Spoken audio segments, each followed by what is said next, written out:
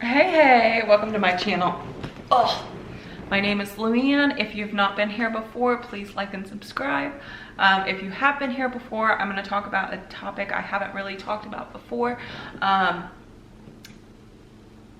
I have been interested in for a while. So, MGTOW, I think that's how you guys pronounce it, also known as red pill. For those of you that do not know what this is, it is basically guys that feel like they have the current state of feminists and mainstream ideas about guys and the family court system, how it's set up to favor women and has screwed over so many guys, is so bad that they give up on the idea of love and marriage, and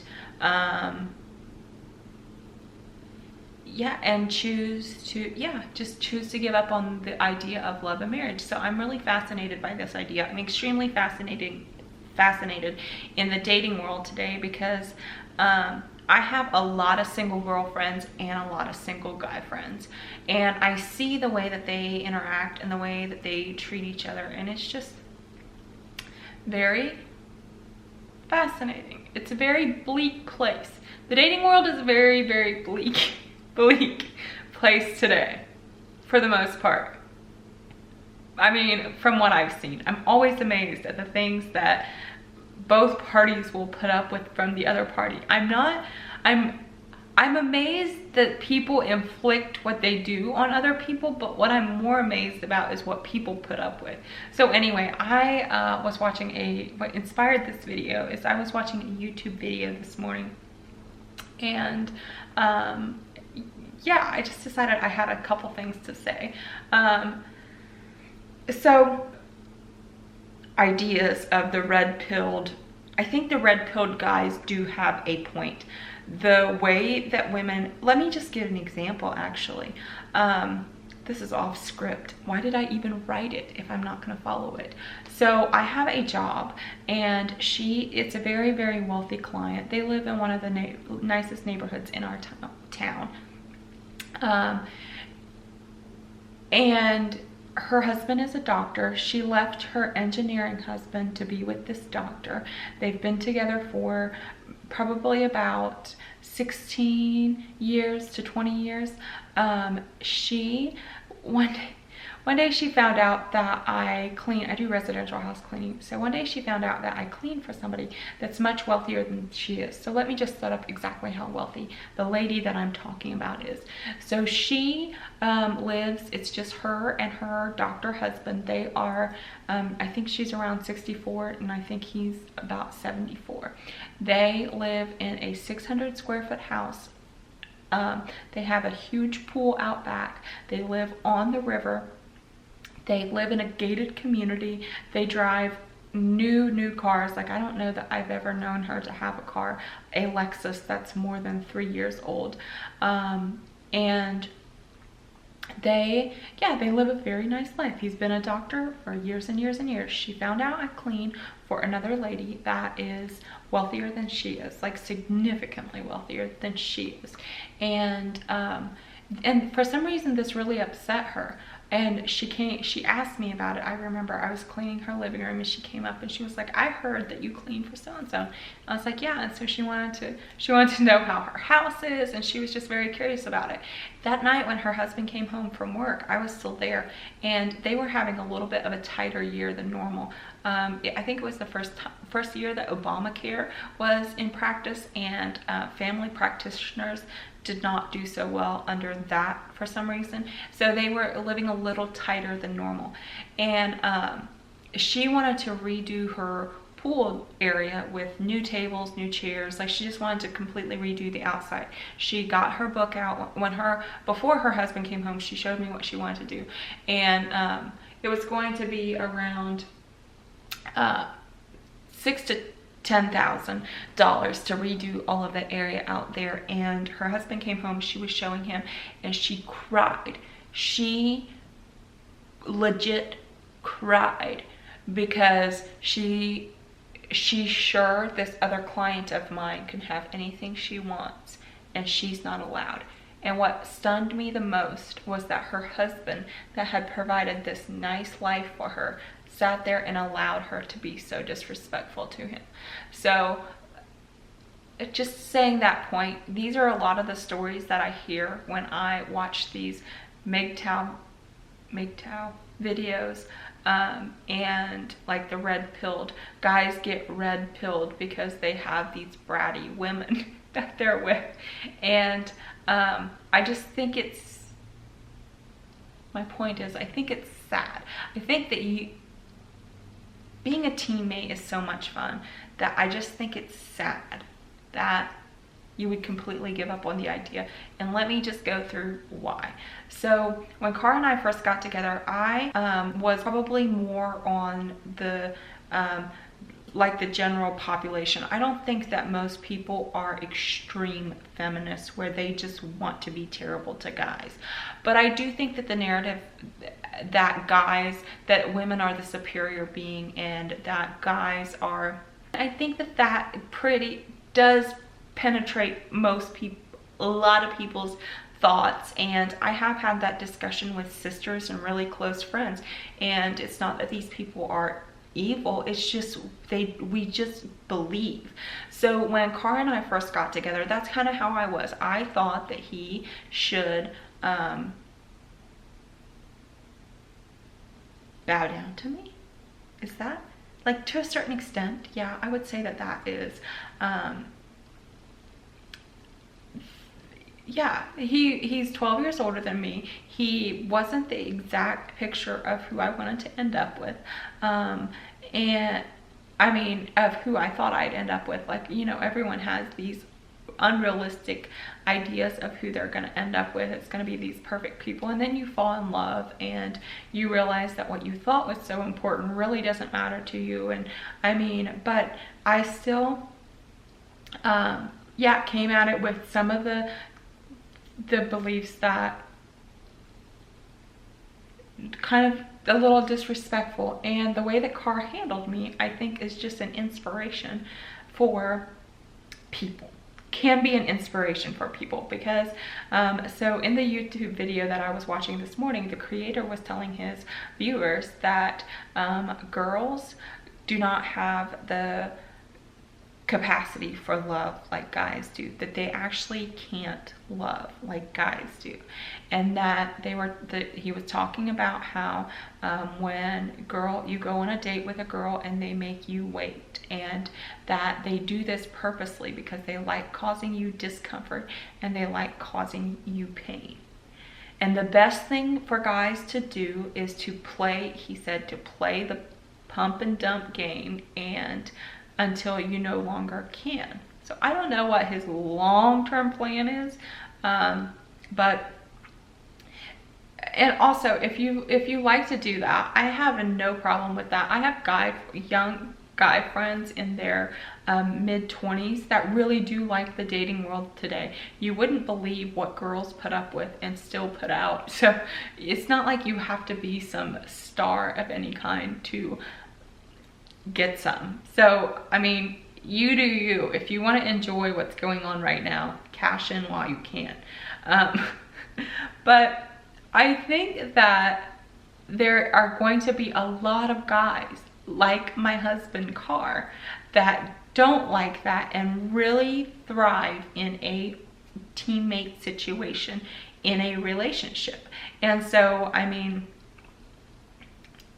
I also have, you might think this is a crazy belief, but I believe that a large majority of women can probably be taught how to be respectful, how to be kind, and how to be a good teammate.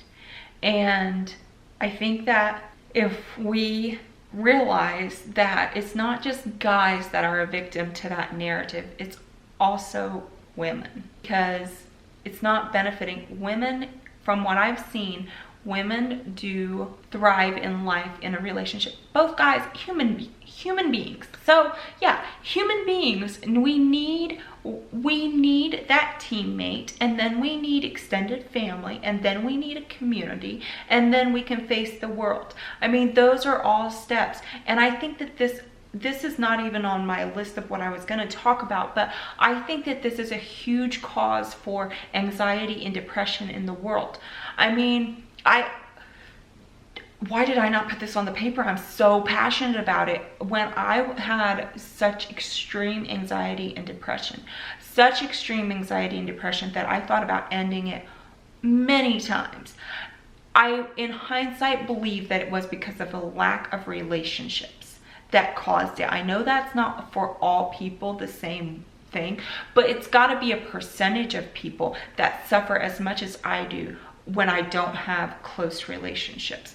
So I think that if men and women could possibly stop looking at each other as the devil. Like, I think that we've been pushed this narrative that guys are bad and women are superior, and then guys are pushing back and women are all bad. And the way that some of these red-pilled guys talk about women as if they are just the devil, I mean, that doesn't bring teammates together. That doesn't bring stability to life. That creates this conflict where you think people are out to get you, and when you have anxiety feelings, then these anxiety feelings are just going to be bigger. So I want to give an example of how Carr helped me with my bad attitude that I came into the relationship with, how he taught me how to treat him and how to be a good teammate. So when Carr and I first got together, like I mentioned, I had the attitude that guys owed girls something, and even worse, I thought I was doing him a favor by being with him. We did know pretty early on into us being in a relationship that this would probably be a long-term thing. We'd never had a connection like this before, and personality-wise, I'm basically Carr's dream girl. He likes brunettes, so let him down in some areas. I was a brunette at the time, so basically I've just let him down since we're together. Which I might go back to being a brunette. I think it would make him happy. So anyway, we knew that we were probably going to be in a long-term thing together, and we started making some financial goals together right away. So at the time, he had a renter in one of his properties that was not paying. This renter kept having babies, one right after the other, like a baby a year for the past 3 years when him and I got together. And Carr just wouldn't make this renter get out of his house because his argument was always, where will he go? He's got all these kids. And because that we were working toward our financial goals, I mean, that's just not a good business model. If people start realizing, I mean, for you all know the reasons that's a terrible idea to be that lenient. He didn't want to deal with it. He was actually, I mean, like, this was irresponsible, and I had just reason for being upset about it, and I kept getting more and more frustrated. We were months into the process of our financial goals, and he still hadn't done anything about it. But finally he came up with a plan on how he wanted to handle the situation, and he confronted the guy, and then he ended up having a conversation with the guy on the phone when he was with me. Well, he put the guy on speakerphone so that I could hear what was being said, because I'm little Miss Nosy Rosie and I want to know all the things. And I was really upset with this guy, and I ended up putting my 2 cents into the conversation. And after we were off the phone, Carr looked at me and said, I had it handled. And I don't know what I said in response. But he said, this is my deal. I've got it taken care of. I'll let you know if I need your help. The reason I'm giving this example is because Carr actually, like, I had just cause for being upset, and he knew it. He wasn't arguing that I shouldn't be upset, but he still believed, he came into our relationship with the belief that men need to earn women's respect. His parents didn't have a good relationship. Many times he mentioned that his dad had never earned his mom's respect and never stood up to her. And so even though he had many reasons for walking on eggshells around me at the time. I mean, I'm 12 years younger than him. I wasn't interested in being in a long-term committed relationship. Like I came into our relationship kicking and screaming. I wanted out. I didn't want commitment. I just couldn't live without him. I needed him. And so I was looking for any reason to walk out. And at the time, I think that this is very common. I think he loved me at the time more than I loved him. In hindsight, I think I needed him more than he needed me. But like, he had all the reason in the world to walk on eggshells around me, but he still believed enough that he needed to earn my respect and that he needed a respectful woman by his side. He didn't want a woman that talked over him and that disrespected him in that way. And he believed it so firmly, and he believed it was best for our long-term relationship, that he was willing to stand up to me. He's a very non-confrontational guy, and he often for him to do that, he just, I don't know, it's just very interesting. So, I mean, I could give you many examples of how he taught me how to treat him, but I think that a lot of times in life, guys also think that nice guys finish last, and Carr is a nice guy. He is a nice guy. He lives to take care of me. And I know that he's not the only guy that's like this. I know that there's got to be a lot of guys out there that would love nothing more than to be responsible for the woman that you love. That having somebody to take care of would just make you so happy. But anyway, let's go on with how Carr is. So Carr is a caregiver. He lives to take care of me. He remodeled our house for me. He spends his weekends for me. Like, he plans his weekends around my plans. He loves keeping the car's oil changed, my tires rotated. He loves that when I get scared or nervous, I just need him to hold me. He loves being needed. He thrives when he's needed. And I mean, so much so that, like, physically, he changed his looks when he and I got together. As in, like, he just became this happy person. His health improved, his wealth improved, his overall happiness just improved. And here's the beauty of long-term relationships, is that you know the person, you know their strengths, you know their weaknesses, you know their unforgivable flaws, you know their embarrassing moments. You guys share triumphs together. You guys share the bad moments together. You have this thing that you can always depend that this person is going to be by your side. And I just think that completely giving up on it when there's a possibility that you could face it from a completely, it doesn't have to be opposite. It doesn't have to be me against you. It can be, let me show you how it's done kind of way, which is how Carr taught me. And I'm just so grateful that he taught me how to treat him. I mean, and let me just say, like, I haven't made the point exactly how disrespectful I was. He had to teach me on how not to disrespect him when we disagreed. And there were just many times that he had to teach me how to treat him. And I've recently, in the past year, started, maybe it's been 2 years, started practicing showing people how to treat me, and it's amazing how people respond to that. And I mean, I just think it would have been so sad. We have such a happy relationship, and it would have been so sad if Carr had just threw his hands up when I was disrespectful and been like, it's a lost cause, she's just one of these evil women, when he could teach his dream woman how he wanted to be treated and how he saw the relationship going down. And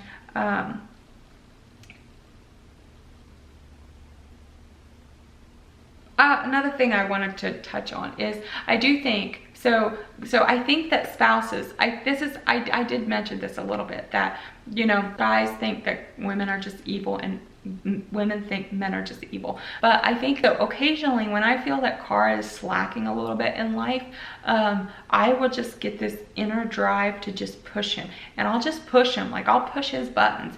And it's not that I'm trying to be mean. I have a need to know that I'm with a respectable human being that holds himself to certain standards.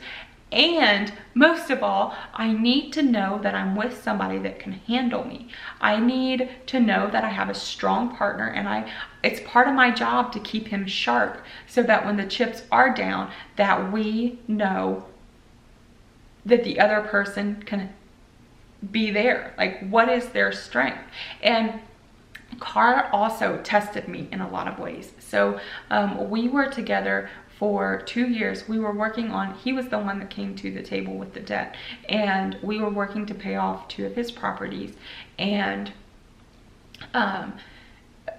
my name was on absolutely nothing, yet I was living on nothing. Like, we lived on absolutely nothing. The first couple of years we were together, I bought no new clothes. We did just homemade meals at home for dates. We ate eggs for every meal through the week. I mean, just everything. We sacrificed hardcore, and I was sacrificing. And during this time, he never once mentioned getting married. Into the 2 years, his mom kept asking me when we're going to get married, and I kept telling her, I was like, he's your son. I don't think he's ever going to get married. I didn't think that he wanted to get married, but I was, in a certain way, I knew that he was testing to see how much I would trust him. So I knew that he had standards and requirements for the woman that he needed by his side, and I was willing, like, I will trust you to take care of me. And he very much, I mean, he's not very controlling, but what he's controlling about, he's very controlling about. And he just needed to know that we now know that because that, well, so anyway, the day we got debt free, I was like, can we put my name on the deeds now, so that if something happens to you, or I also suggested a will, so if something happens to you, that I'm not just left high and dry. And he was like, well, I got a ring for you 2 years ago. And he had a ring for 2 years that he was holding that ring. And I think that I believe that he just needed to see exactly how loyal and how much I would trust him. And then we got married. And I mean, either of us could be upset and feel victim with, you know, he could be upset with how I was disrespectful to him, and I could have been upset with that he never mentioned marriage, yet he allowed me to help pay off, you know, all these debts. And but we trust each other, and it's so much fun. It's so much fun to trust somebody and to have somebody that has your back. And I don't know that you want to give up on that dream when I feel like there could possibly be another alternative. Anyway, my name is Leanne. Please like and subscribe if you've made it this far. And